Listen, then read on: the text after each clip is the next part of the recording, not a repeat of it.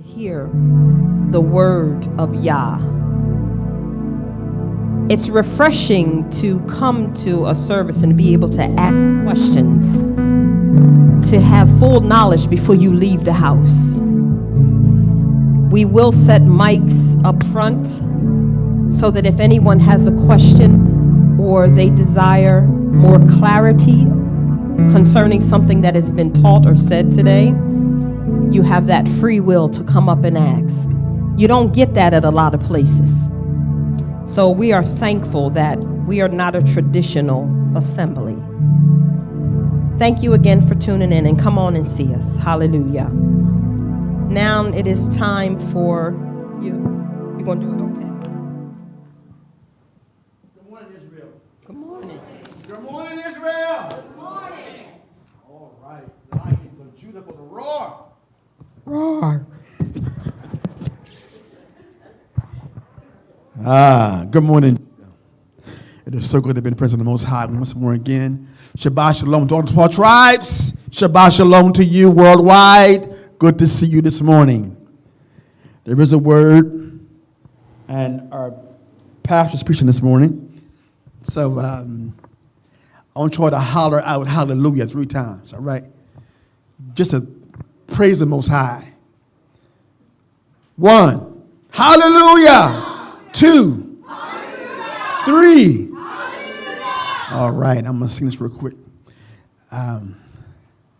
Shema Yisrael, Yahweh Eloheinu, Yahweh Echad. Oh, Shema Yisrael, Yahweh Eloheinu, Yahweh Echad. Echad. That means, hear, O Israel, Lord our God is one. Hallelujah. So as the word come, hear, O Israel, hear it. Hear the word. Hear, O Israel. Amen. Pastor Joseph Stansberry is coming with a word for today. Give Yah a hand praise for Pastor as he's coming.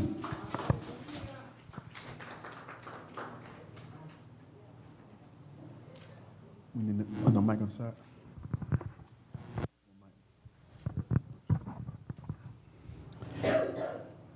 Okay, so.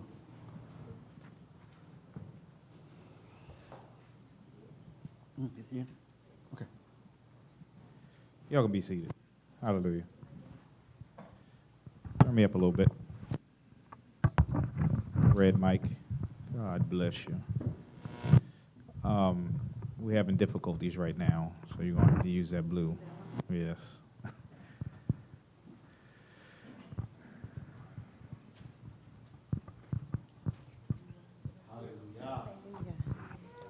Does that? They have. I mean, so I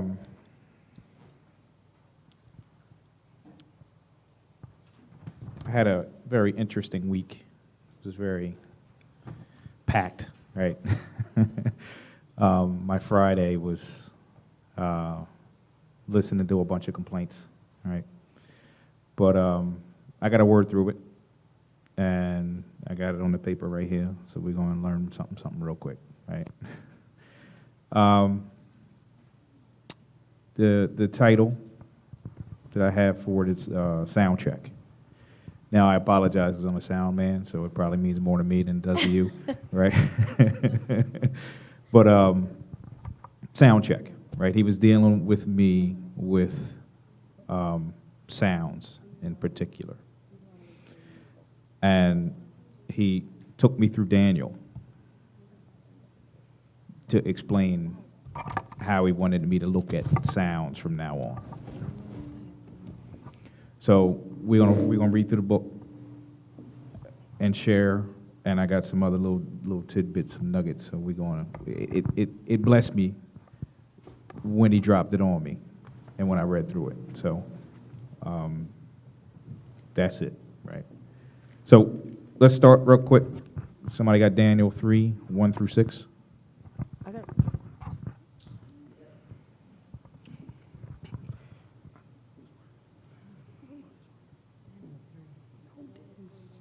Daniel 3, 1 through 6. Oh. D-A-N. Nebuchadnezzar, Okay. Nebuchadnezzar, the king had a gold statue made 90 feet high and 9 feet wide, which he set up on the plain of Dura in the province of Babel. So Then- Nebuchadnezzar, for those who didn't have Sunday school, right? Or Nebuchadnezzar was the king of Babylon at the time. Okay, Nebuchadnezzar. He was the man. All right. Keep reading. Then Nebuchadnezzar, the king, summoned the viceroys, prefects, governors, judges, treasurers, counselors, sheriffs, and all the provincial officials to assemble and come to the dedication of the statue which Nebuchadnezzar, the king, had set up. The viceroys, prefects, governors, judges, treasurers, counselors, sheriffs, and all the provincial officials assembled for the dedication of the They stood in front of the statue that Nebuchadnezzar had set up, and a herald proclaimed, "Peoples, nations, languages, you are ordered that when you hear the sound of the horn, pipe, harp, zither, lute, bagpipe, and the rest of the musical instruments, you fall down and worship the gold statue that Nebuchadnezzar the king has set up. Whoever does not fall down and worship is to be thrown immediately into a blazing hot furnace." Okay, so the king at the time, there's a backstory here, but he was scared to lose power. Okay, so he set up a golden statue, and he set up a mandate for whenever they started playing music, they're supposed to bow down and worship the statue. Okay, and the sound is the thing that make them do reverence to the king. Okay. Now, the funny thing here is from our Sunday school things, right? I was always taught that everybody was supposed to bow down, right? But it says here only the leaders are supposed to bow down, right? You want to read it again? You still there? You still there? Read the part about the leaders or to bow down.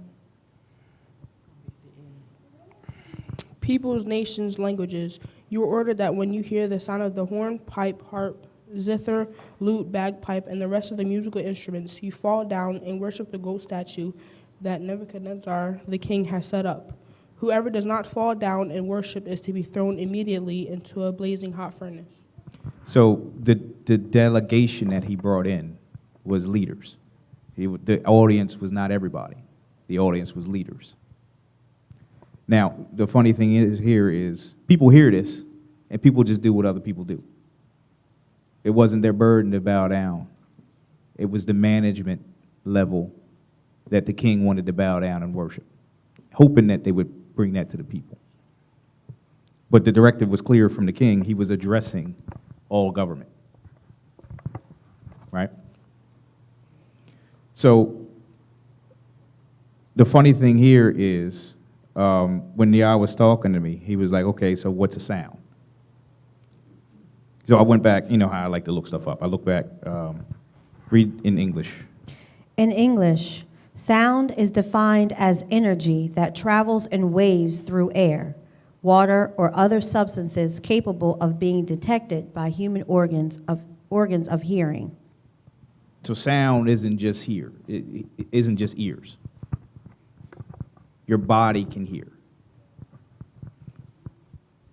Your organs can hear. Everything about us is made to absorb sound. So everything about the enemy is to try to give us the wrong sound. How many of y'all know that we produce a sound? How many of us know that we can change other people by the sound we produce? How many know people try to control you by the sound that they produce? This is what's going on here. So the target of Nebuchadnezzar was to change the mind of the whole by changing the mind of the leadership. And he's doing that through changing the sound that they absorb.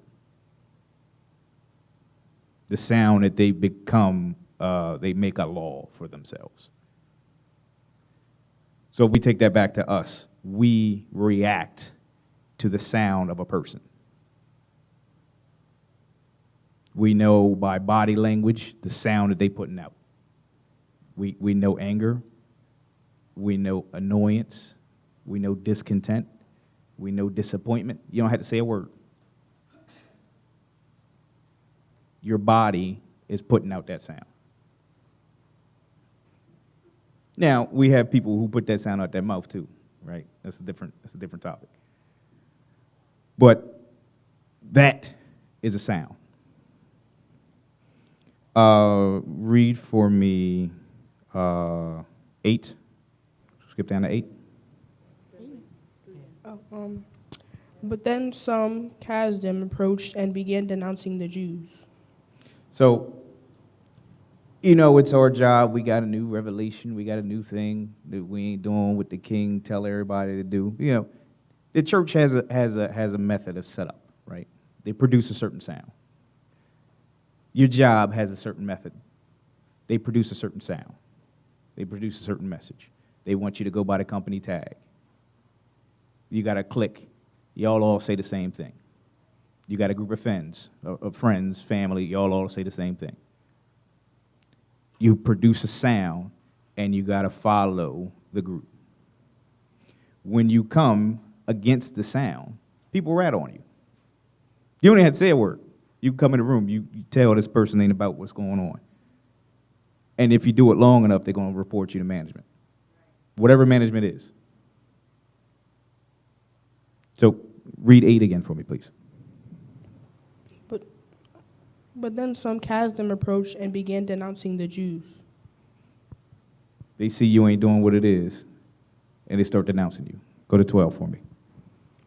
There are some Jews whom you have put in charge of the affairs of the province of Babel, Shadrach, Meshach, and Abednego, and these men, your majesty, have paid no attention to you. They do not serve your gods, and they do not worship the gold statue you set up. So most of us in here, 90% of us in here are prophets, right? We hear the Lord speaking, we mouthpieces, we giving groundbreaking words, right? We act in the kingdom as leaders. When others see us not doing what they do, it's a problem. And you see it everywhere. You see it personally, you see it professionally, you even see it in family. Oh, he odd, he's strange.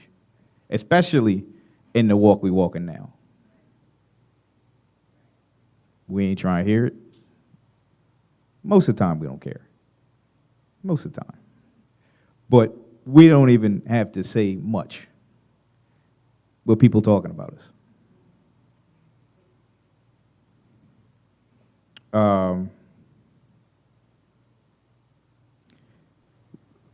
Now, Babylon was the kingdom here that Nebuchadnezzar ruled.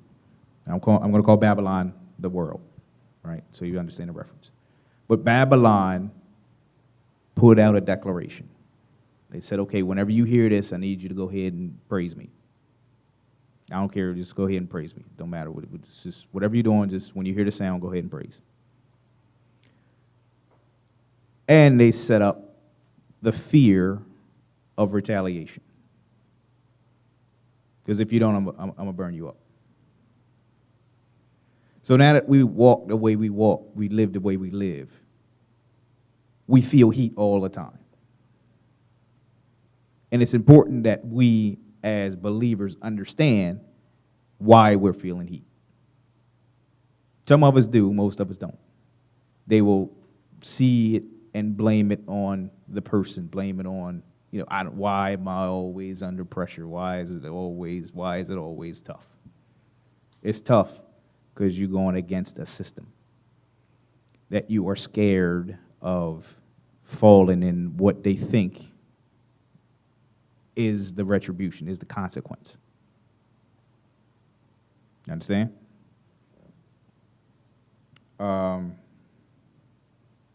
Skip down to 16 for me. Shadrach, Meshach, and Abednego answered the king, "Your question doesn't require an answer from us. Your Majesty, if our God, whom we serve, is able to save us, he will save us from the blazing hot furnace and from your power. But even if he doesn't, we want you to know, Your Majesty, that we will neither serve your gods nor worship the gold statue which we have set up." Now, hold on. Rewind a little bit. What did the group say when leadership questioned them why they weren't following the way? It's in the scripture. He said, "Your question does not deserve an answer from me." Your question doesn't deserve an answer from me. So with us as humans, we feel like we got to answer everything. Somebody come up at you, I got to have something to say. It ain't important. Your question doesn't deserve an answer. So people challenge you on dumb stuff. People come at you through. People do all kind of stuff to make you do what they do. You don't even have to respond. Just keep doing what you're doing. The enemy's tactic to come at us is to make us look low and not live high. Where did you stop? Keep going. Nebuchadnezzar became so utterly enraged that his face was distorted with anger against Shadrach, Meshach, and Abednego. See, we can't even get past, when we stand for something, we can't get past what people look like.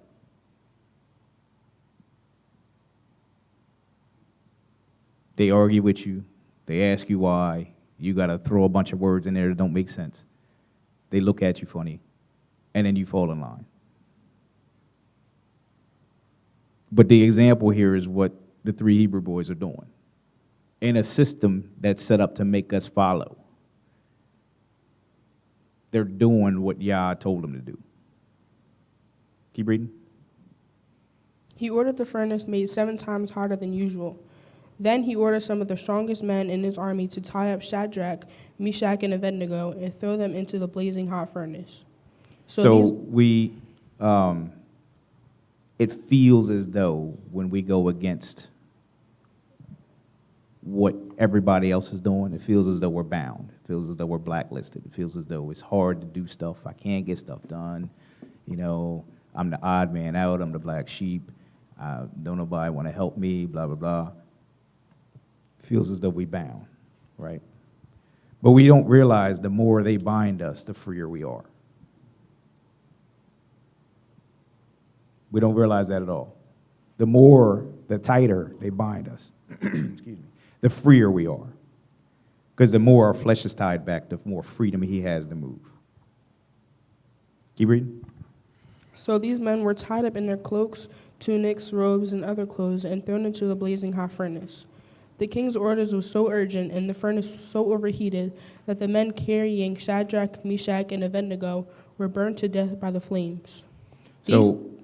This is funny, right? The people that were carrying them to the flames died. They still alive because they said no. We get scared because we go into flames. We don't understand that the people bringing us to the flames is under a stronger attack than we are. It's just a look to try to make us conform. As long as we stay with him, nothing, no weapon formed against us shall prosper. 4 dudes. They tied me up. They trying to drag me to the flames. They die. And why am I scared of the flames? Keep going. Suddenly, Nebuchadnezzar sprang to his feet. Alarmed, he asked his advisors, "Didn't we throw 3 men bound into the flames?" They answered the king, "Yes, of course, Your Majesty." But he exclaimed, "Look, I see 4 men, not tied up, walking around there in the flames, unhurt, and the 4th looks like one of the gods." Nebuchadnezzar approached the opening of the blazing hot furnace and said, "Shadrach, Meshach, and Abednego, you servants of El Elyon, come out and come here." Shadrach, Meshach, and Abednego emerged from the flames. The viceroys, prefects, governors, and royal advisors who were there saw that the fire had no power on the bodies of these men. Not even their hair was singed. Their clothes looked the same, and they didn't smell the fire.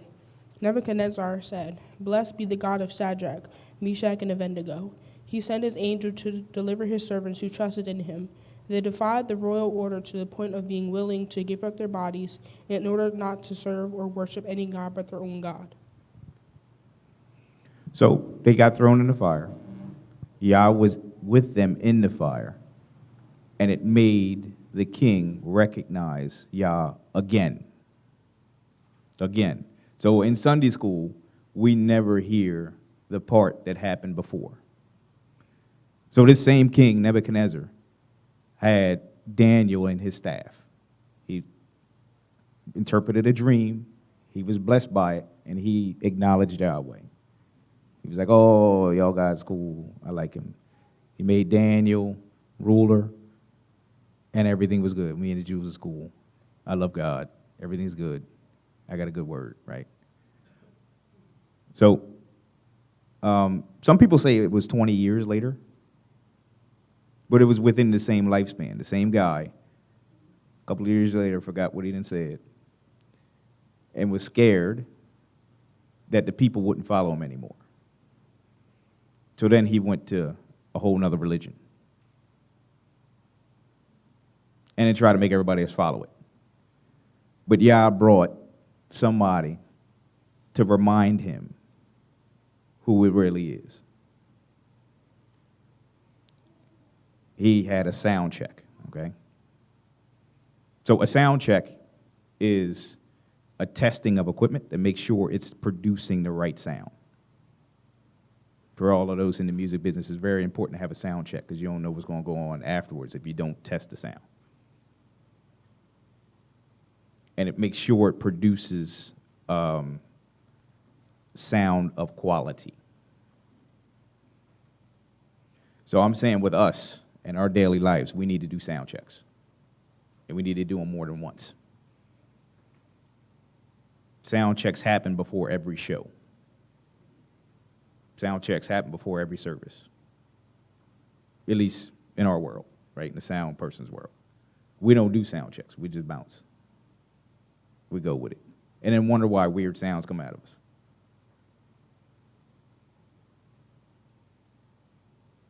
Let me give you an example of a weird sound. Anybody slip cuss this morning? Anybody not pray this morning? Anybody have anger this morning? These is all sounds that ain't produced by Yah. We correct these sounds by sound checks.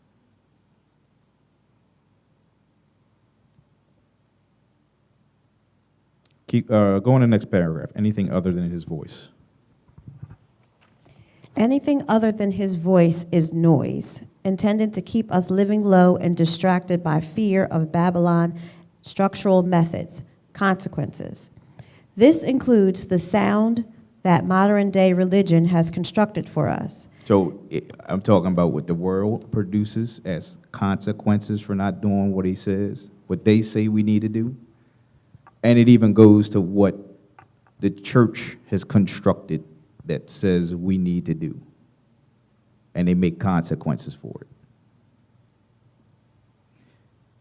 And then they use the consequences as fear to keep you in a place.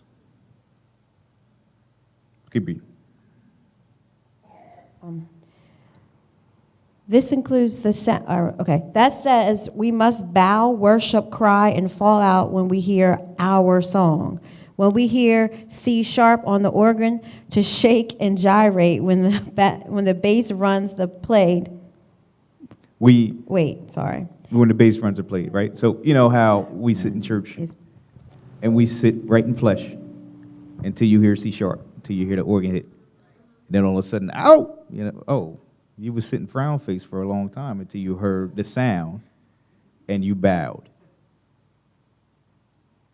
You hear the bass run, and then all of a sudden, you heard the sound and you bowed to it. When we should be in that all the time. We live high and not waiting for cues. Because waiting for cues is bowing to the sound. living the life is living high. Keep going. Often fail to listen for sound sounds, sound voices, sound teaching. This is the funniness about English, right? You got two words that are the same that mean something different, but it's the same spelling, right? This is why Hebrew is more concise, right? Nobody was confused.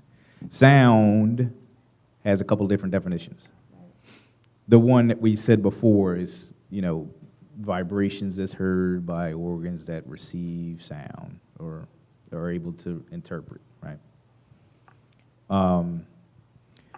When others use sound, as in sound advice, sound doctrine, it means solid truth. So we fail to determine and discern sounds that come to us. We'll take the sounds as what it is, and then we'll live by it. We'll make it us. And the enemy has been very effective at making us accept any sound that comes to us and make it like it's always been there. It's always been a part of us. And make it so that it's hard for us to hear the correct sound. When you hear something that's been pronounced wrong from the gate, and you hear it pronounced right, and you like, this ain't right. You can never get it right, because you're always talking about the old, whatever the pronunciation was. The enemy, that's his job. He's good at confusion. He's good at sleight of hand. He's good at that. And this is what Yah is trying to pull us away from. He's trying to tune our ear, give us a sound check. Keep reading. Follow, commit to, and worship a corrupt sound. Ingrained in us is in us to pattern our lives by the corrupt system and shame us into adhering to the system. We need a sound check. You need to stand in front of it. There you go. So this is the goal of the enemy. He wants us to adopt a corrupt way. He wants us to call to obey the wrong sound. And when we do that, we miss the entirety of the promise he has for us, because we're not tuned for the right sound. When we're tuned for the right sound, we emit things of healing, things of high. All of the fruits of the Spirit we emit, because we flow on the same frequency. You good? Oh, okay. But like I said, the enemy would love us to be tuned to his frequency, hear everything he has, and emit that, replicate it. Keep going. If we live high, the music of pain, suffering, antagonism, lack, inferiorism, entitlement, and the like shouldn't affect us. Hold on, that's important. If we live high, we shouldn't feel or play any of that music. And I ain't talking I ain't talking Brian McKnight, I ain't talking real music. I'm talking about the sound that you put out when you are in pain, the sound that you put out when you're suffering, the sound that you put out when you're antagonistic. All of those emotions emit a sound. And if you're not careful, you will soak up that sound and play the same music. And remember earlier I said the body is set up to receive. The body is set up to play too. So this is why you have to surround yourself with like minds. You have to guard your eye gates, your ear gates, because you play what you're near. Right. Yes. There's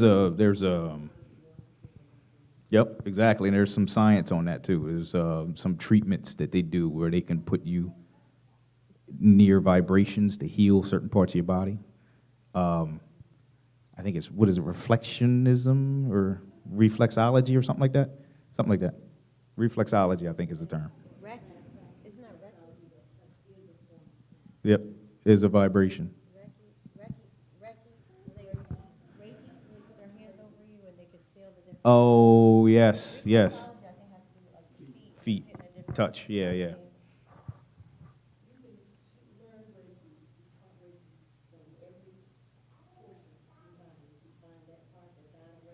Mm-hmm. I'm going to give you the mic. I want to give you the mic. Follow me. You taught us that in some of our classes, how we can just pay attention with the spirit. You find that place, that's a form of resonance that's out of tune. Maybe the only one that's in tune, but when you feel the difference, it's a frequency that, and you tune into it, and you know that you know that you know you're in the right spot. And so that same frequency that we, in meditation, and when we hear His word, when we absorb His word, that's the one thing that keeps us toned so that all the other things around us that are wrong, we can stay isolated. We don't have to receive it. We don't have to take it. And we don't have to fight about it because it is what it is. And when it isn't, it just isn't. Don't fight it. We know what we know because we belong to Him. That old video of sheep only responding to one shepherd's voice. They learn from their parent. They learn from, at birth, that's the one. We follow that voice. I don't care where you are. It could even be, no, it can't be the child of that shepherd. It has to be that shepherd's voice. And it's just the vibration. My whole life has been about sound. It has been always about resonance and hearing and fixing hearing and Yeah, exactly. I mean, yeah, so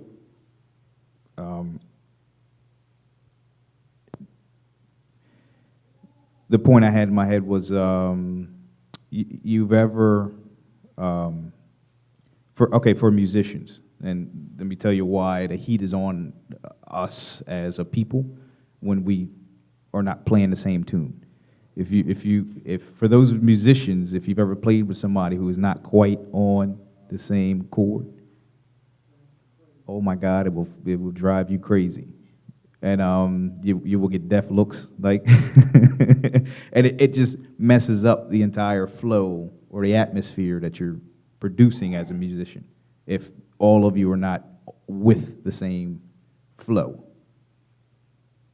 So imagine that on the flip side, right? The entire planet is on one flow.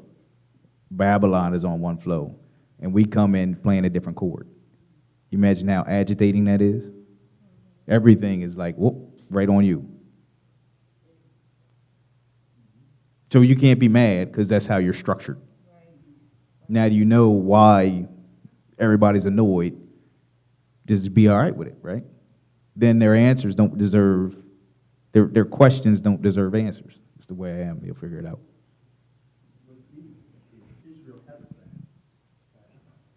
Israel has a sound that other nations can't handle. And they say we're angry or we're arrogant. But see, the sound that we have is a sound of authority. Judah always is first. So I think the sound that we try to put out is I know who I am. But they interpret the sound as,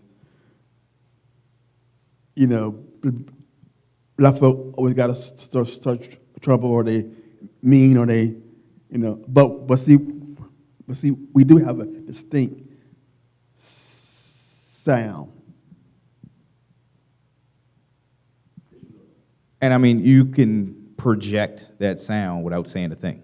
So, I mean, I don't want to be too political, but I mean, look at the boys in Philly at the Starbucks. They was there for a business meeting.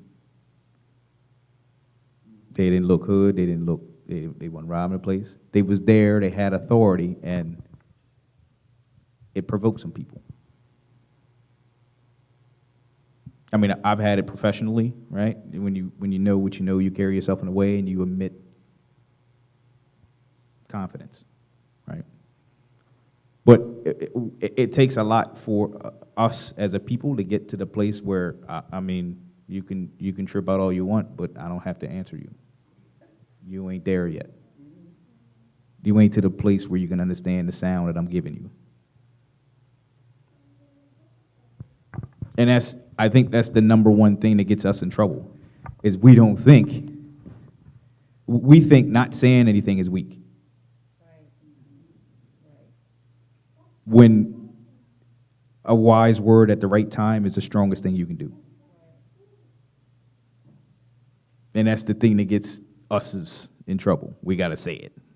I'm giving all of them. You getting a piece of my mind. You ain't going to walk over me. I ain't no doormat. All of that. He going to recognize who he talking to.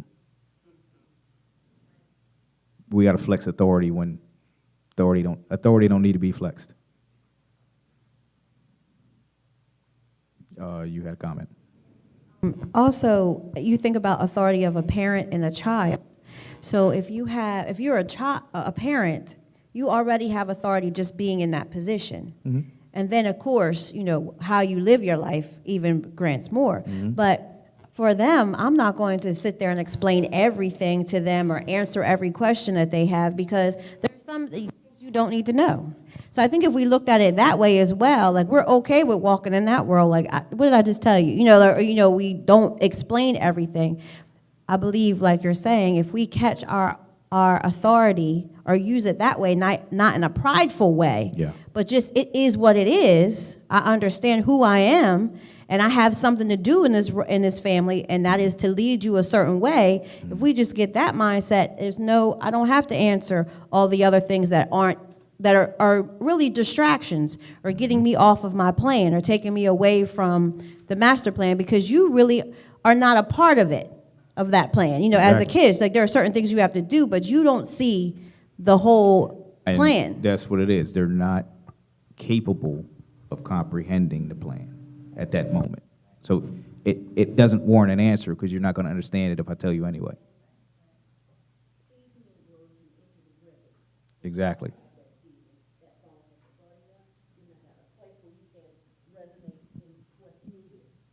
So that's why you don't.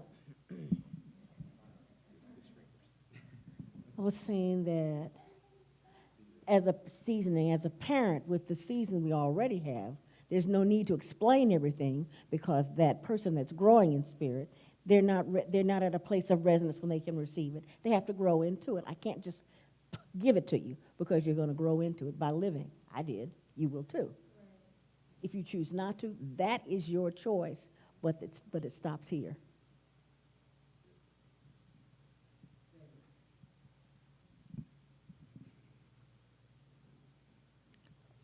Where are we on the paper? Okay, go ahead. Hold on 1 second. Got one man on the soundboard. Okay. We tell others going through not to listen to the report, and that they should live high. It's only a test, and it'll be over by and by. But truthfully, when the sounds come, they should have no impact on our demeanor, no violent eruption of emotion, no surge. If we stay spiritually minded in all our daily activities, interactions, and dealings, we will remain above the crowd that bows to everything. So this is key. We are built to live high and not bow low. That's just the structure of how we're built. But we only attain that by, I'm calling them sound checks, but this is living spiritually, obeying what he says, listening for his sound. And when others bow, we stand. So this is how we're built to be on top. Because we won't fall for the okie doke. We won't fall for the regular stupid stuff. Go ahead. Because we stand for one thing. For we are built to be at the top and not at ground level. Deuteronomy 28:13. Adonai will make you the head and not the tail, and you will be only above, never below. if you will listen to, observe, and obey the mitzvot of Adonai your God.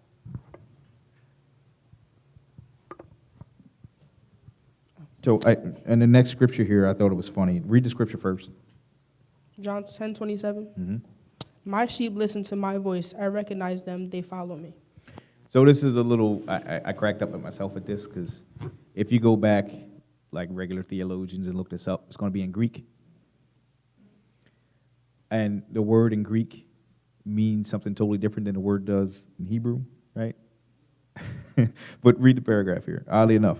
Oddly enough, the word voice in this scripture in Greek is that, Strong's 5456, and is transliterated as phone and pronounced phone, which means a sound or tone of inanimate things, inanimate things such as musical instruments. So I thought it was funny because the word is phony. It's phony, right? So the Greek has trained us to listen for phony voices to follow. And when you look at the meaning in Greek, I mean, it says inanimate things such as instruments and music. I mean, I acknowledge that music can help you through things, can move you through things, but society now is controlled by music. The enemy uses music to influence minds. And he has structured society now so that you bow down to the sound. And we do it so unconsciously. But this is how important it is to know the history, know where it comes from. Because if you knew that that's what that meant in Greek, you wouldn't bow down to everything else. Now in Hebrew, right, it simply means it's coal. The word is coal. I didn't put the transliteration there. But the word is coal, and it simply means voice. It doesn't mean inanimate object. It doesn't mean musical instrument. It means voice. This is why I love how simple Hebrew is, right? So if we knew it from our roots, we would know that this scripture is really not saying follow the music, it's saying follow my voice.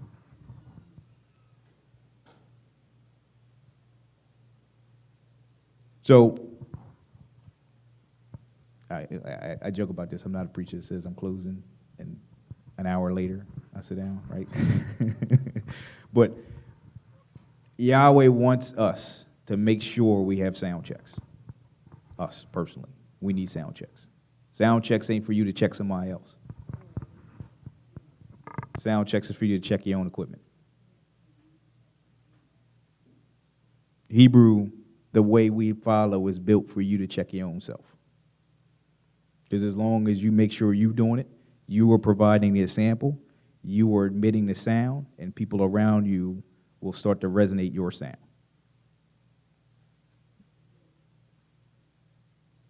We control the music we play, so we need to control ourselves.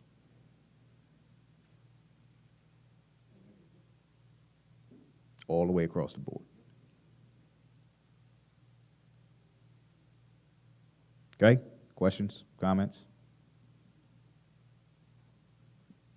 So, does it matter if the sound is turned up or not? That doesn't matter if the sound is turned up. The volume. We live up, we don't live loud. Some people may interpret that as loud, but you don't have to be turn it up. You don't have to be all animate. Yahweh wasn't animated. Or example, to live is him. Now, I know some people are just loud by nature, right? But loud voice and loud behavior aren't necessarily the same thing. So people may interpret us as loud. I mean, some people say my actions are loud, but I'm not a loud person. But I don't say that volume or you got to yell to get a point across. That's another distraction. You see examples of scripture all the time where when Yahweh spoke, a whole bunch of stuff happened, and then he spoke, and it's still a calm voice. So that, I think that's our example. No, you don't have to be loud to get a point across.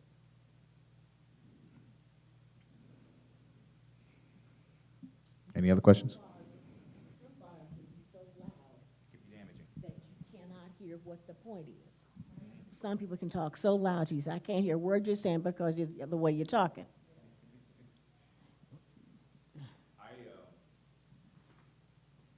I think preachers who holler and hyperventilate and all, like, you don't hear what he's saying.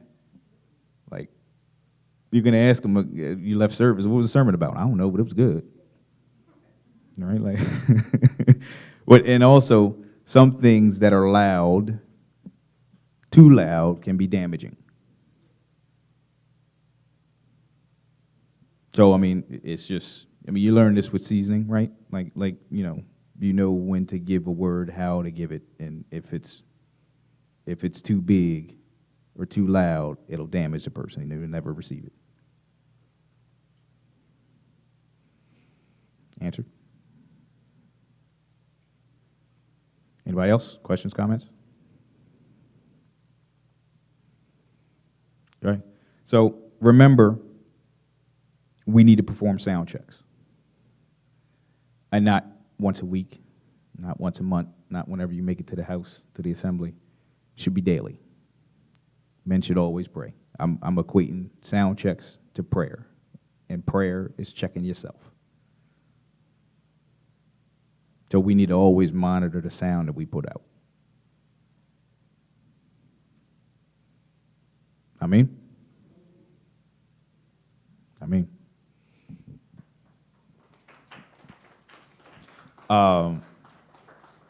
Thank you, streamers. Thank you for being loyal and consistent and viewing and worshiping with us.